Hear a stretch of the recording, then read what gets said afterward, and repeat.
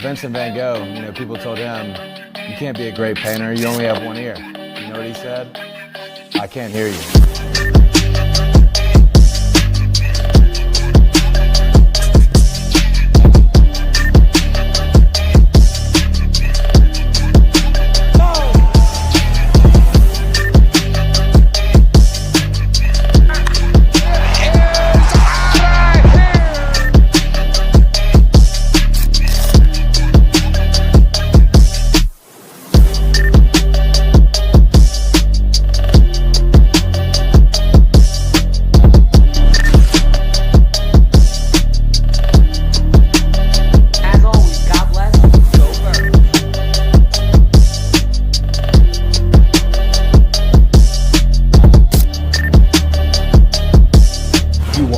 Listening to Sippin' Sports, a Phillies sports talk morning show with KJ and Dalt. Proudly powered by 302 Birds. Let's take it to the show. Good morning, Philadelphia fans. What's going on, guys? Happy Saturday morning. Welcome to another episode of the Sippin' Sports podcast. No KJ McCoy. He's not feeling well, but we got Broad Street Sports here this morning, and we got a big Phillies W to talk about. Very exciting game last night. I know Brandon Marsh updates probably has to be the most excited out of everybody, with Brandon Marsh going, like Broad was just talking about backstage a second ago, 4 for 4 at one point in last night's game, and then finishing up the game at 4 for 5. Might have been his best game, probably his best game hitting all season. But after we talk about the Phils, we'll get into this Eagles preseason. Going to talk about that exciting win, some things to work on, some things that are going well, and some new players that we'll talk about our winners and losers for who might make this roster. But Broad, how you feeling after that Phillies W last night, man? Very impressive win. I'm feeling good, and usually coming off of like a day off, this Phillies team doesn't play well. They play flat. They don't play exciting baseball when they come off coming off an off day. But I thought they played very well, and especially in that first inning there, where Christopher Sanchez ran into some problems. Yeah, runners on base, gave up a run, the whole 9 yards. I thought, this is going to spiral, because remember, in the first inning, Schwarber gave them the homer, and then right back in the bottom of the first, Christopher Sanchez runs into some problems. He's not really feeling it. But then after that, Sanchez grew into himself, fixed his problems, went out there, dealt for the rest of the night, and the offense didn't get discouraged. The offense just kept going. The offense put up a crap ton of runs. Brandon Marsh getting in there, Stott, Turner. That may have been one of the furthest baseballs I think I've seen Turner hit as a home run, maybe ever. And it's just because we don't see the Phillies, and we don't see Turner hit a lot of home runs with the Phillies. And he cranked that ball in the left center field. So I'm happy with the way that they played. Now, this is, again, I don't expect them to put up 9 runs every time. I don't expect them to do all that. But when your pitcher gives up a little bit of runs and gets some runners on base, don't be discouraged. You know what I mean? Just keep fighting, keep battling. I think they played a great game, and hopefully they can win the series, but hopefully sweep the series as well. But I'm proud of what I saw. Yeah, proud is a very good word, too. Like, Trey Turner had a great game as well. 2 hits at his 4 at-bats, 1 run. 5 RBIs and 1 home run. So exceptional from him. You got as well, like I want to talk about Brandon Marsh, man. He had 5 at-bats, 4 hits, 1 run, 1 RBI, and 1 home run. Very impressive by him. And then Stott, like you said, too, had a great night. So this team is starting to get hot. They're starting to click along at the right time. What is your outlook for the rest of this series and the rest of this month as we prepare for putting ourselves in a good position in the playoffs? Well, for me, I think it would be,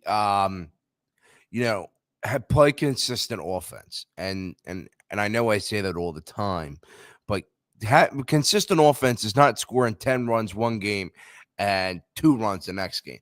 That's not consistent offense.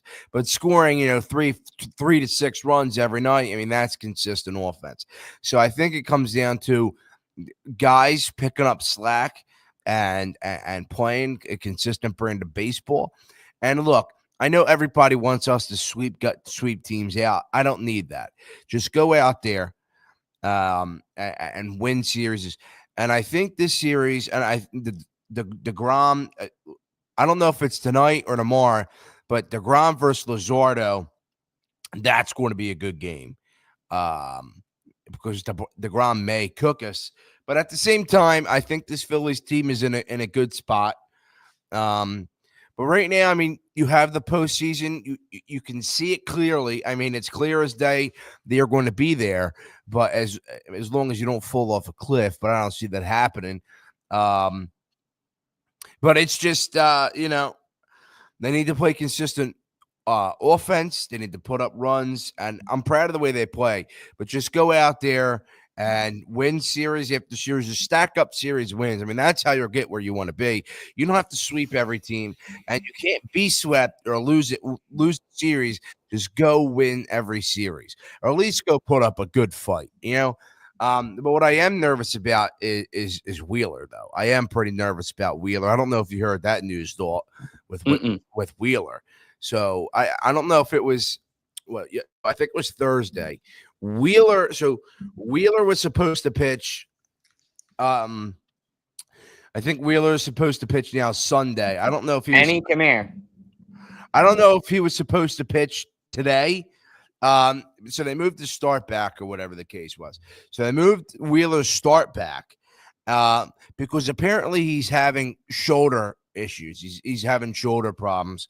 And they don't know what it is. They don't know if it's serious or not. So now they're starting to, move his starts back, and they're starting to, and you could tell there was something wrong with him because he hasn't had that many good starts as of recently. Since that game where he had the complete game, it was the one hitter, complete game, whatever. He hasn't been that good. So I was thinking that there was some sort of an injury or discomfort, and now come to find out that there actually is, and that his shoulder's not feeling well, and yeah, he's moving his starts back and all this stuff. So I don't know how that's going to shake out. Hopefully it's nothing serious, which would be great. But at this point, I'm in a rest him now, get him ready for postseason. I don't care if he doesn't pitch for the next 2 months. Yeah. Postseason, have him ready, and that's what we need. Because right now, you're in a good spot. You just need people to be healthy now. Yeah, I think you hit the nail on the head. I don't care as well if he doesn't play for the next 2 months. It's not about Wheeler winning the Cy Young. It's about the Phillies winning the World Series. That's the main goal. I think for us, and I think for Wheeler too. That's why we like Wheeler. I think Wheeler wants a ring. So whatever you got to do to get him to feel healthy, go to this bullpen, go to this roster. You're going to have a lot of options there. I'll say you're going to have a lot to play with. You can plug and play a lot of different things and a lot of different innings with a lot of different guys. For God's sake, I was looking at, this is, I think, let me see if I still have the picture of it. This is just some of the names that the Phillies will have on this pitching, which is insane to think about. All these guys on one freaking team. Hold on, give me 1 sec. I'm finding the picture. It was an insane list of Phillies pitchers when you looked at it. And I was like, holy shit, we have all those guys. While I try to find it, anything else you want to say about tomorrow's game or today's game? Tonight, 7:15. Tomorrow, I believe, 2:00. Here, let me look at the pitcher matchup for tonight. So, again, I think tonight, Luzardo versus DeGrom. This is going to be a low-scoring game. I mean, it's just DeGrom knows the Phillies. DeGrom's been around the block with the Phillies. So, I am at the point now where it is, you need – and here's the thing. Luzardo pitches very well outside of Citizens Bank Park. So when we're on the road, Luzardo always pitches pretty well. So I think this is going to be a low-scoring game. I think you're going to see Duran come in and close the game out. But yeah, just I think the Phillies will win. I think the Phillies may sweep or win the series. Hopefully, I don't jinx it, but I'm just telling you like it is. But that is. It's going to be a low-scoring game tonight. You're going to have to scratch and claw for some runs. But when you have guys on base, potential runs, do not mess it up. And that's where I am. Yeah, when the opportunity is right in front of you, when it's right there for the taking, don't screw. And that's what they did last night. When there was guys on base, they hit them in. They did their best to drive them in. Stott, Marsh, Turner. They did whatever they had to do to bring them in. So, I mean, that's something we haven't seen from this baseball team in quite a while. So, it's just that's what you have to do. When there's ducks on the pond, you have to bring them in, man. Bring them in. Yeah. I got to find where that tweet is. But just thinking about some of these names off the top of our head, right? You got Wheeler, who we're looking to probably be our starter. You got Ranger. You got Sanchez. And then you got probably Luzardo is probably who would take that fourth spot. I mean, who do you have there for starting pitcher that you would probably put at that fourth slot? Wait, so at 3, you had Nola? So 1, Wheeler, 2, Ranger, 3, Christopher Sanchez, 4, you got Luzardo. You could put Nola there too, I guess, if he comes back feeling a certain way. I tell you this now, Dalt, they would never put Ranger Suarez in the 2 spot. They would never do it. They would. It's in the 3. Sorry, potentially, but I think they like him out of the bullpen. I think they'd rather because I mean, there's times where Ranger could get you 5, but Luzardo also has better stuff than Ranger, and and can go a little deeper. So if it was me, and I know this is the way the Phillies are looking at it. 1 is Wheeler and 2 is Sanchez. I mean, those are locks. And there's an argument out there that maybe Sanchez should be over Wheeler, but right now I'm not making that, not making that argument. But in the 3, hopefully when Nola comes back, Nola can be the 3. I mean, that would be great. But if it's not Nola, it has to be Luzardo. I think they like Ranger out of the long relief, out of the pen. I think that's really where he shines coming out there because he has like no emotions. He just goes out there and pitches. The big moment doesn't get to him. So, I mean, they shove him in the bullpen. He get you a couple big outs late in the game or whatever the case is. I think that's how they'll utilize him. But I think in that 3 spot, it's between Nola and Luzardo. And it all depends on if Nola bounces back or not. Yeah, it will depend. But just thinking about some of these names, I mean, Wheeler, Ranger, Sanchez, Luzardo, Nola, Strom, right? Like they have a very talented roster. Duran, of course, now that he's here. So when you think about all these guys that come in and kind of have a very specific function and do a thing well, and it's Rob's job now and pitching, the pitching coach, to bring out the best in these guys. But honestly, looking at it on paper, this is the best pitching we've had in years. So they better show up now. Like they better show up because the bats are going to do what the bats are going to do. I honestly think the bats are going to come alive this year. I think that the bats just got a nice rush under their ass with that Bader signing. Like it gave a guy like Marsh, like last night, fire under his ass. Hey, your job is up for grabs now. You weren't performing good enough. So it's either perform and give us a reason to consider keeping you or get out. Like we're not wasting time anymore. We're not waiting for these guys to grow up anymore. The time is now. You need to show up now. You need to play now, or somebody like Bader, whose first at bat was a freaking home run, is going to take your job. And I think that that's a good mentality that the Phillies have. Stop waiting. Stop waiting for things to happen. Make them happen. And I think making a trade like that, even though Bader wasn't the outfielder we all wanted, right? We all wanted somebody that was a little bit more recognizable, I think is the way I'll put it. But at the end of the day, good signing, I think. I think it's going to play out for the Phillies. I think he'll fit in the system. And I think long term, we will look back on this trade like it was a good trade. And as much as I hate to say this, because I don't want to give Marsh like credit, even though he had a great game last night, I do want to give him credit on that.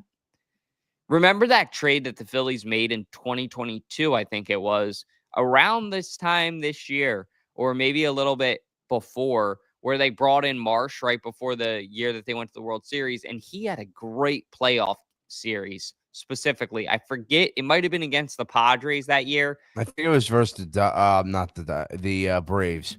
Yes, it was. You're right. But he just showed up, and I wonder if Bader's going to have a similar role for the Phils this year. So get ready. That would be great. I mean, that's ideal. I don't think Bader is the type of guy that is going to, be the reason why you win the World Series. I don't think he's that powerful, especially because Rob doesn't even use him every night, which is a disgrace.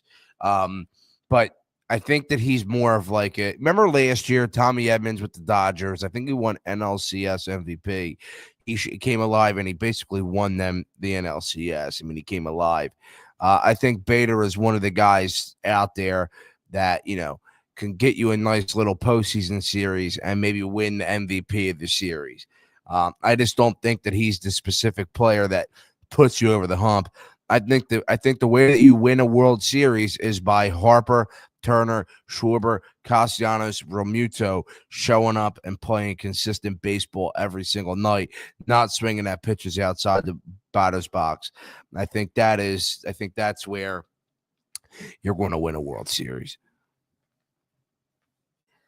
Yeah, they got to do better than they've done the past couple of years, which I think they will. So stay tuned, Phillies fans. A lot of good stuff on the horizon. I think that they'll get the series win today. Let us know in the comments, what is your prediction for the games today? Well, the game today and the game tomorrow, but the rest of the series for the Phillies. Obviously playing tonight, I should say, at 7 o'clock, and then tomorrow at 2 o'clock. What's up, Dennis? Good to see you in here, man. But moving along now to our next topic. I don't got to be out of my element now, man, because we are in my favorite area to be. Talking about the Birds. They are back, man. I put beating up on the Bengals, and I know a lot of people are going to get upset at this. That's why I did it, because I love to get a rise out of people. But I think you could say we beat up on the Bengals. Here's why. Garbage time was really when the Bengals got close in that game, number one. And number two, it was our second and third stringers going up against a lot of their starters in the beginning of the game. I know Keely Ringo got burned. He had that horrible. It looked like an eighth grader playing against a second grader with him versus Jamar Chase. And you get a little bit of an understanding when it's Jamar Chase, right? Best wide receiver in the NFL, arguably. Him, Justin Jefferson, another guy you could say top three. The way that went down, that looked like a rag doll, dude. Like, I did not have much confidence in Keely Ringo after that. I want to see this new dude that they just brought in, Jacorian Bennett, and see how he plays out. That trade reminds me a lot of the Isaiah Rodgers trade, where I feel like the Eagles knew, okay, we need more depth. We need more oomph at the cornerback position. That way, if somebody gets injured, that way, if we want to run a specific formation, or if somebody doesn't do particularly well on the outside, but they do extremely well on the inside, we have that flexibility. And I think that the Eagles figured out that system now. Somebody was talking about it on WIP the other day. And I know I say this every Sippin' Sports episode, but they have very good things that they say. On that 2018 team, they had very good slot cornerback play from Patrick Robinson. On the team in 2022, Avonte Maddox. On the team in 2024, Cooper DeJean. Isaiah Rodgers came in and played a big role. Like, they had that guy that wasn't necessarily one of the starters, but the third cornerback that would come in and be that guy. He would show up in a big moment. For Christ's sake, I remember in the game against the Rams, Isaiah Rodgers had the fumble that he picked up and ran it back, I think, for a touchdown, if not really close to one. So I really like the moves that the Eagles are making. And I think this Bengals game, this was a great night for the scouting department. Oh my God. They got to be looking at Howie like, yeah, man, my job's safe. I know it's safe. Yeah. Okay. Anyway, next question. Because Darius Cooper, there were a couple other guys. Tyler Steen had a huge block that looked great. Tanner McKee, who was a 7th-round pick, went Ty Robinson had a great night too.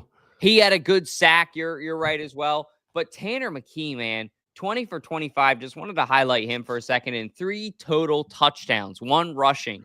I know the push didn't look as good, but he still did it. It still succeeded. So all in all, I was really happy with this win.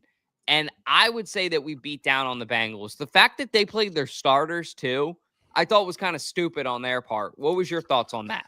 On the fact that they played their starters, I mean, I'm always a guy that I believe that starters should play, not maybe the whole first quarter, but at least the drive or two. I mean, I've always been that way. I don't know why we move away from the fact that people need to play. So, I mean, I thought it was cool that they actually played them. But when it comes to the actual game, we killed them. But I'm not really looking at the score, win or lose. I'm not really looking at that. I was looking at key battles. And I'm sure we'll get into Keely Ringo and Adoree Jackson, who absolutely suck. So and this is a disaster. Sidney Brown has potential, but he's an idiot. And that's just what he is. Sidney Brown is an idiot. Sidney Brown, anytime he tries to go in for a tackle, he just throws his whole body. I don't know how to describe it, but he throws his body and tries to hit stick everyone instead of just bring them down and I was gonna say, when you press the X button too much, if you have PlayStation or Square when you're playing PlayStation and Madden and you're playing against a buddy and you hit it too early, that's literally what it looks like when he dives too early. That's literally what he does. It's so it's weird because from what I can tell, he has potential. It's just he doesn't. He doesn't. You're talking about his boy. I'm just saying. I don't. He throws his body and he's injured again, man. I mean, he's injured again. I don't know. It was weird. It's tough to talk about because for a guy that has potential, throws his body all out there. I mean, it's a preseason game, dude. I mean, really. But I'm really, of course, McKee, outstanding. He's wonderful. I've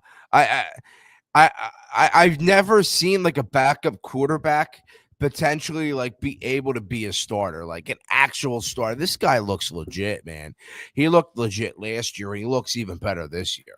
So that's good. But really, my main takeaways from the game were the defense. I mean, Ty Robinson was great. What's his name? I know his last name's Cooper. What's his first name? Darius Cooper? Darius Cooper. Yeah, he's a wide receiver or running back. Jackknife is the way he was great. So there's a lot of guys that I looked at and that could potentially make the team. But I think the biggest downfall and upsetting part of the night was that everybody before training camp started was hyping up Ringo, hyping up Adoree Jackson. But then we get in. Vic Fangio is not hyping up Adoree Jackson and not hyping up Keely Ringo. Then they go out and they bring another corner in, and that shows that Howie doesn't trust Ringo and doesn't trust Adoree Jackson. Then we get into the preseason game, and Adoree Jackson and Keely Ringo piss themselves all over the place. And I have the people, they're backups. Doesn't really matter how they play. Well, yeah, it does. You want the best team assembled, and it's not the fact that they suck, but it's the fact that for so long I had to hear that they are legit. They mean a lot to this team. They can come in and take over, Slay's spot or whatever the case is. They can come in and just take over and be legit. Well, I'm not seeing that. I'm not seeing somebody that can keep up. And I know that they're not going to be guarding or covering Jamar Chases of the world. But I mean, even somebody like an Nelson Aguilar would cook. He would cook Keely Ringo. Nelson Aguilar would cook Ringo. And now imagine Jahan Dotson wasn't on the Eagles and he had to face And he had to face Ringo. I mean, he cooked Ringo too. Ringo sucks. Adoree Jackson, I thought he was a tad bit better than Ringo, but they both are trash. And Howie Roseman needs to look at an upgrade somewhere. Yeah, yes, he does. And also, really quick, I'm glad you brought that up about Brown, because I think Brown has all the potential in the world. I know Dennis is in here. He's like giving it to Reed. You got to give Reed credit now, D. He's a Super Bowl champion. He's a great safety. And honestly, somebody said in the comments the other day, he is the best safety, the most consistent safety that the Eagles have had over the past 3 years. Him or CJGJ, and CJGJ wasn't here the past 2 of the past 4 years. So I'm giving it to Reed. But I do agree with this comment, D. You are right on this. I would have loved if they would have found a way to keep Rodgers. And I think Rodgers knew that he could get big-time cornerback 2 money, maybe even borderline bottom-tier cornerback 1 money. And that was why he walked, and how he wasn't willing to give him that. But it was more about the money for Rodgers rather than the legacy at this point in his career. And, you know, I get it. You got to do what's best for you. He got a ring, but they got to figure it out. Yes, he did nothing in that game, but he did a lot throughout the season. For Christ's sake, I'm pretty sure every time we played the Commanders, he had a pick in that game. So that should say something. But I want to talk about Sidney Brown, your boy, for a second, because what Broad said is 100% accurate, nail on the head, everything. He was called in practice being, quote, over aggressive by Vic, and saying he, quote, needs more polish. So everything you just said, Broad, checks out. Like, that makes a ton of sense. I really could see that with him, where he wants to think about it from his perspective. His brother's playing for, Christ's sake, the Bengals. His brother's a successful NFL player. So he is itching at the moment to make that play, make that name for himself. He had it once against the Cardinals when he had that electric pick 6 on New Year's Eve. I think it was the beginning of 2023. But at the end of the day, he needs to get everything in tune. He needs to be patient, because that's the thing about the NFL. If you slip up, somebody's going to take advantage of it. If you're over aggressive and you make that mistake, somebody's going to take it. You're going to get hurdled. Something's going to happen, because you're playing with the best players in the world. So stay tuned for that. But was really happy with what I saw from Tyler Steen. He had a huge block on that run for Shipley. I think that position's pretty much won for him. But let's talk about some winners and some losers from this first preseason game. Obviously, I know Darius Cooper's at the top of both of our list, and McKay. I obviously have Johnny Wilson too. I think he had a great catch. But who were some of your winners from this game? McKay. Oh my God, I'm drawing blanks, and we just freaking talked about him. Oh my God, McKay, Cooper. I agree with Johnny Wilson. Steens looked very good. Ty Robinson was very good. I thought Jahad Campbell had a pretty nice night. But some of my losers, Ringo, Adoree Jackson, Sidney Brown, because he's just gets hurt all the time and can never stay healthy. So Sidney Brown, I mean that's that. I mean, we didn't really see any of the guys that are really going to be making a difference on this team. But I thought there was more positives than negatives. But the negatives were obviously Ringo and Adoree Jackson. And then, I mean, obviously, I'm putting in Sidney Brown because he's just always hurt. And, yeah. But it's nice to see that Johnny Wilson is finding his stride and putting some nice plays together and, doing some things, because the guy's like 7 foot tall. I mean, this guy could be great. So I really like the way that he played. But I think the biggest winner of the night is McKay. But I don't know what the Eagles want to do with that situation. If you can move him for a significant defensive player or something, I don't know. I don't even know if they I don't know if they should move him. I think he's that important. But yeah, those are my winners and my losers. Great Great list. I think some losers for me. I had Eli Ricks here, and here's why. Ooh, Eli Right? Ricks. Yeah, that one hit him. I love how you and I same wavelength, bro. Like and you were probably same idea as me. You watched the play, and I'm sure. Shout out to Eli Ricks, right? Shoots a shot with Ivanka Trump. Dude's hilarious. He's funny. He's a good guy, but I'm sure he was on himself, on his ass, because that ball literally hit him right here in the chest, like square in the chest. Easy interception, and he dropped it. So I know he's going to be upset with himself. I also had as a loser for me. Now, I don't know if this is just because I didn't notice him and he blended in, and because Shipley had that run, which isn't going to help his stock. Did you notice much from A.J. Dillon? No. Yeah, I thought No. he kind of blended in as well. I would have thought he would have had a bigger impact in a game like this. Usually guys like that will shine in a preseason game where it's like 8th graders on 2nd graders, like I was talking about earlier in the show, but that didn't happen. So I was kind of like, okay, he might. Keely Ringo, huge loser, probably the biggest loser out of this whole game, unfortunately. Sidney Brown, I think his stock kind of remains constant. I think he had a couple smart plays, but he also had a couple plays where it looked over aggressive, like you said. And then at the end of the day, Patrick Johnson was a huge winner for me with that sack in the end of the game. I know he's trying to earn a roster spot. That looked clean. He had some great hand movement. I think he had a fumble recovery too at one point. Ty Robinson, humongous sack like you talked about earlier in the show, Vanilla Gorilla. Let's just talk about him for a second, man. I mean, what are your expectations for the Vanilla Gorilla? Like rotation time, starter by the end of the year? I don't know. I think he's going to have some serious rotation time. I think he's going to be a big part coming off the bench. And he's going to have some playing time.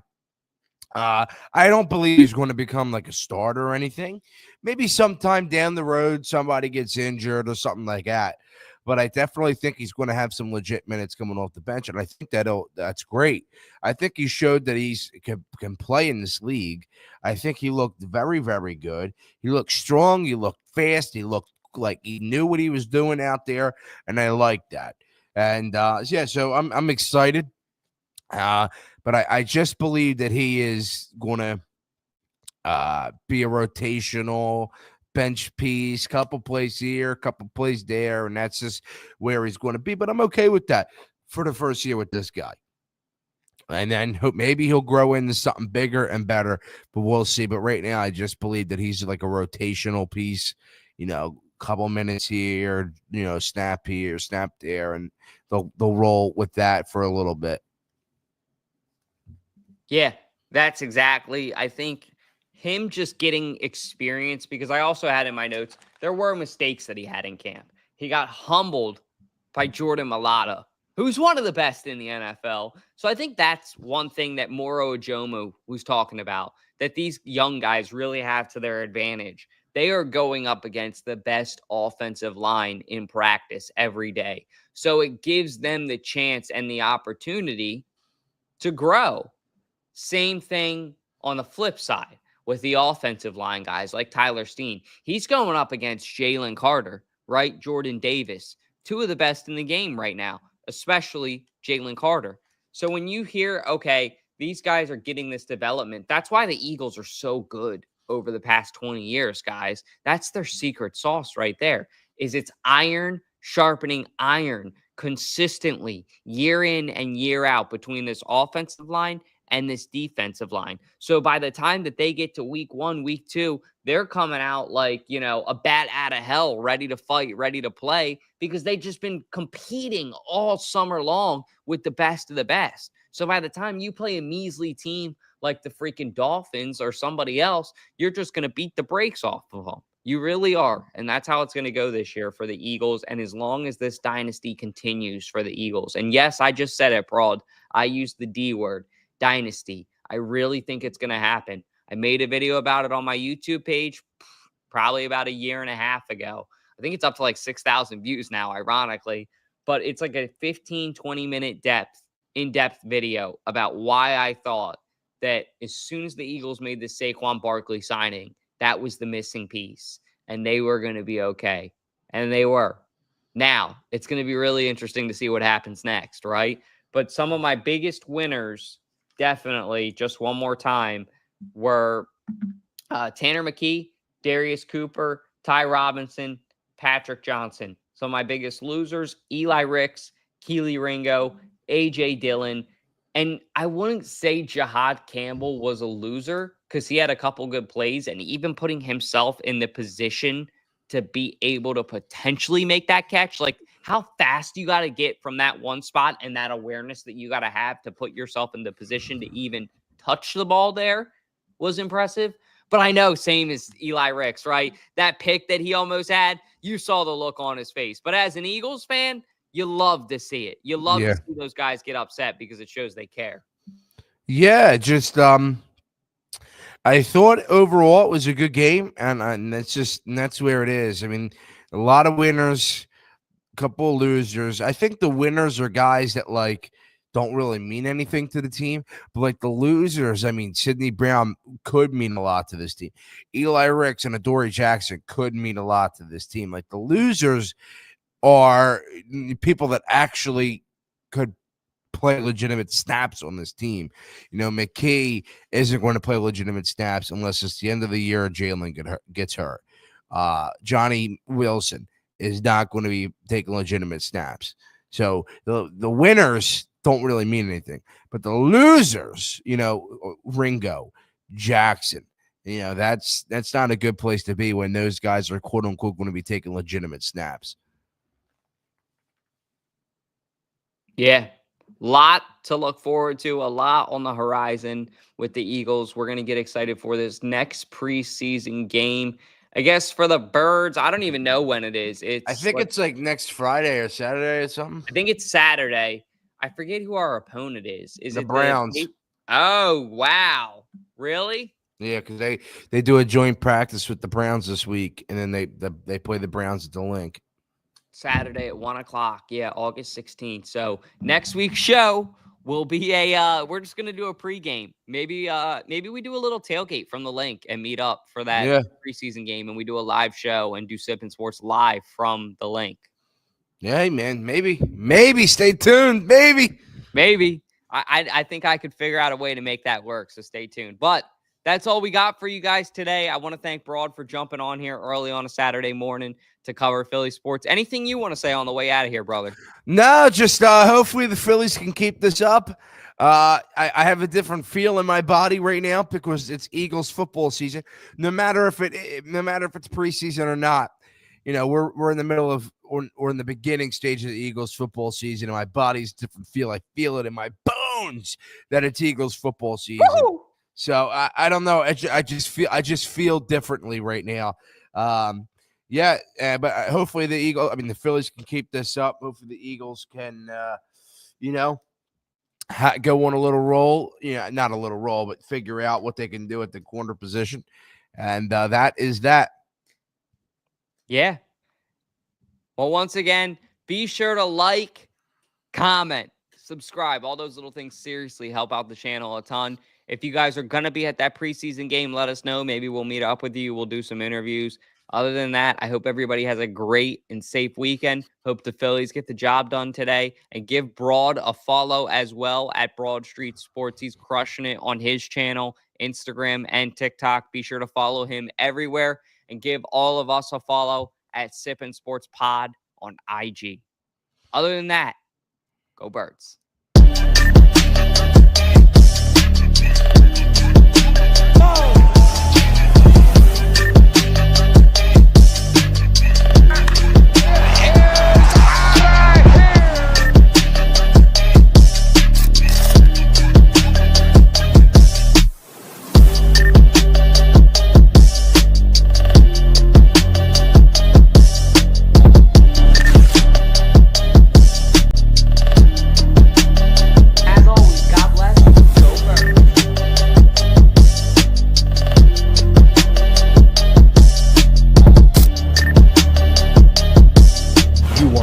Listening to Sippin' Sports, a Phillies sports talk morning